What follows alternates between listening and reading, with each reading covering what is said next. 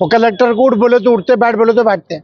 और उसकी मिसाल देखी हमने, ये 12 नवंबर में एक क्रिकेट शो में आते थे, कलेक्टर उनको पड़ोस में बिठाते थे, जिसका कोई ताल्लुक नहीं। हमारी शो में किस्मत है कि वक्त भी बड़ी बड़ी है, तो हम लोगों ने कुछ किए नहीं, ना हॉस्पिटल बनाए ना दवा बनाए। हमारा कहना है कि वक्त पर में आप तरमीम कीजिए, हम उसके खिलाफ नहीं। यहाँ बोलने वाले हमारे एमएलए भी बोलते नहीं थे, मैं किसी पे तनकीद नहीं करना चाहता। 12 नवंबर के बाद से हमने देखे पुलिस जैसा चाहती थी, जैसा डराती थी, आवाम वैसा डरती। और एमडीसी भी अपनी अलग एक पिटीशन दाखिल करेंगे, क्योंकि नासिक ज़िले में भी वक्फ की काफ़ी अराजियत है।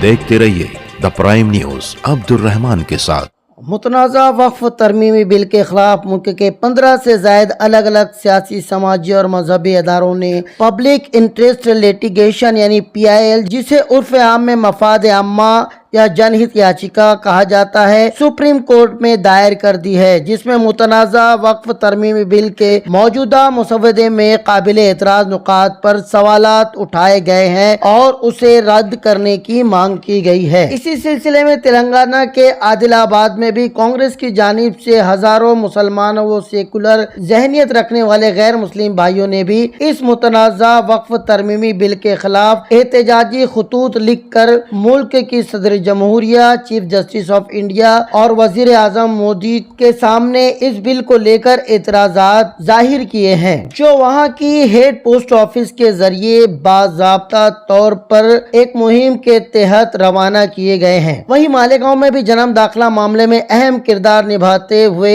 जेल की कैदोबंद की सोबतें झेलने वाले लोगों को कानूनी मदद फराहम करने वाली माइनॉरिटी डिफेंस कमेटी ने भी आसिफ शेख और मुस्तकीम डिग्निटी की सरबराही में मुतनाज़ा वक्फ तरमीमी बिल के खिलाफ एक PIL दाखिल करने का इरादा किया है, जिसके लिए कानूनी माहिरीन से मशवरा करते हुए जल्द ही सुप्रीम कोर्ट में ये PIL दाखिल की जाएगी, जिसकी तफसीलात सीनियर वकील अजीम खान ने बयान की है। हमने तय किया है, हमारी मीटिंग भी हुई, अब 2-4 रोज में इंशाल्लाह मैं, मुस्तकीम, यासिर साहब हम लोग दिल्ली जाएंगे और कपिल सिब्बल साहब से भी बातचीत हुई फ़ोन पे और लोगों से, और MDC भी अपनी अलग एक पिटीशन दाखिल करेंगे, क्योंकि नासिक ज़िले में भी वक्फ की काफ़ी अराजियत है और मालेगांव में बहुत वक्फ है जिसके केसेस ट्रिब्यूनल में चालू है।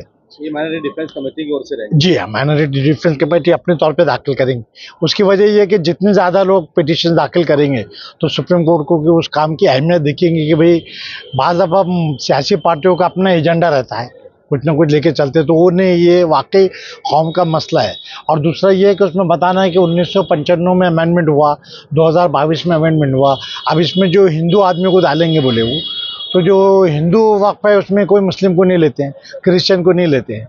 तो एक तरह के जो माइनॉरिटी को जो सुप्रीम कोर्ट ने, कॉन्स्टिट्यूशन ने माना है और भारत के कॉन्स्टिट्यूशन में डॉक्टर अम्बेडकर साहब ने और लोगों ने जो बनाया है कि माइनॉरिटी को मखसूस कुछ इख्तियार दिए गए हैं, जैसे लिंग्विस्ट वो अपने स्कूल चला सकते हैं, अपने मजहबी मदरसे चला सकते हैं और कुछ कर सकते हो। तो एक तरह के इसके ऊपर ये पाबंदी ला रहे हैं। वो कल को वो वक्त में हिंदू को डाल रहा है, अभी हिंदू को डालने का कोई ताल्लुक नहीं, ना उनको इस्लाम समझते ना उनका कोई ताल्लुक है।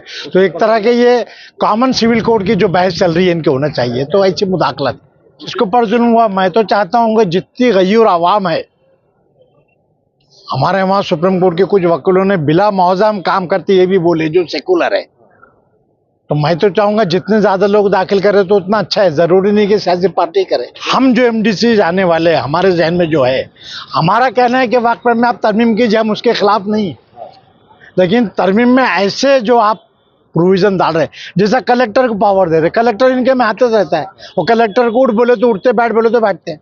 और उसकी मिसाल देखी हमने, ये 12 नवंबर में एक क्रिकेट शो में आते थे, कलेक्टर उनको पड़ोस में बिठाते थे, जिसका कोई ताल्लुक नहीं। तो जो सियासी दबाव रहता है कलेक्टर पे या ऑफिसर पे, वो नहीं रहना चाहिए। आप उसके बदले रिटायर्ड जज को लो, अगर तरमीम ही करना चाहिए।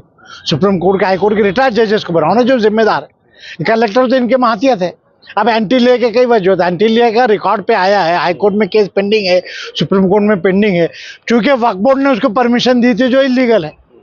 जाहिर इतने बड़े आदमी को परमिशन दी तो आपको हमको नहीं देते। छोटा सा एक प्लॉट बेच के दूसरी तरफ बनाना है तो ये वक्फ बोर्ड वाले परमिशन नहीं देते, लेकिन करोड़ों रुपए की परमिशन लेके एंटी ले को दे दिए। जिस आदमी ने जमीन वक्फ किया उसका मसरफ ही इन्होंने जायज कर दिए। वक्फ की प्रॉपर्टी बेचते नहीं आता, इनको भी एक किस शक में बेचते आता है कि भाई गांव में जगह है, छोटी है, वो किसी काम की नहीं, वो जगह बेच के दूसरी जगह ले रहे, नेमुल बदल उसी पर्पज से ले ले।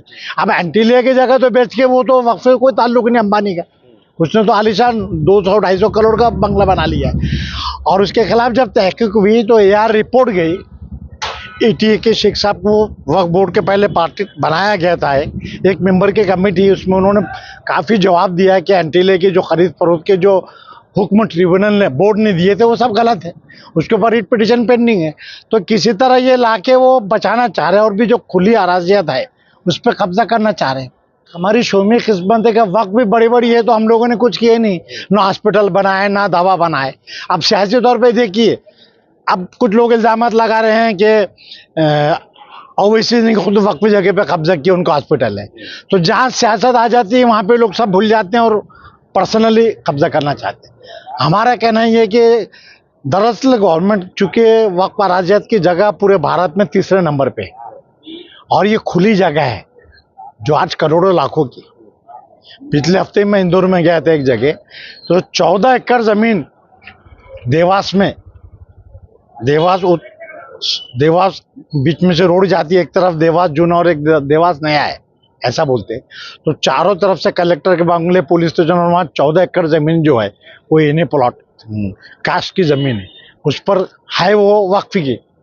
भोपाल में भी है लेकिन तीसरा आदमी ने कब्जा करके बैठा है और वो नहीं होता। तो ऐसा इनकी नीयत है कि आज एक इंटरव्यू में कहा कि बिना सियासी लोगों को साथ में लिए ये लड़ाई लड़ी नहीं जा सकती। ये भी अपनी जगह पे दुरुस्त है। कैसा दुरुस्त है? अब जैसा मौलाना लोग है, ये लोग, हम लोग जाएंगे मंत्रालय में बोलना है तो आपको जाने की परमिशन ही नहीं मिलती। कार्ल और सियासी तौर पे लोग रहते हैं, उनके ताल्लुकात रहते हैं, असिस्टेंट कौन है, क्या है, कब मुलाकात करना, कौन सा एजेंडा देना, तो जाहिर है सियासी तौर पे मदद तो लेनी पड़ती है। उस राय से मेरी भी मुख्तलिफ राय नहीं, क्योंकि एक आध आदमी है जो सिर्फ मजहबी रहनुमा, बहुत अच्छा हूँ, शख्सियत है, बैनुल अक़वामी शख्सियत होंगे, लेकिन कोर्ट कचहरी से उनका अगर साबिक़ा नहीं रहा, लीडरों से साबिक़ा नहीं रहा तो वो पहुँचते नहीं आप। और आजकल के जो माहौल है, जितनी बड़ी दाढ़ी देखी, टोपी देखी, उनसे लोग दूर रहते हैं, सुनने को तैयार नहीं रहते।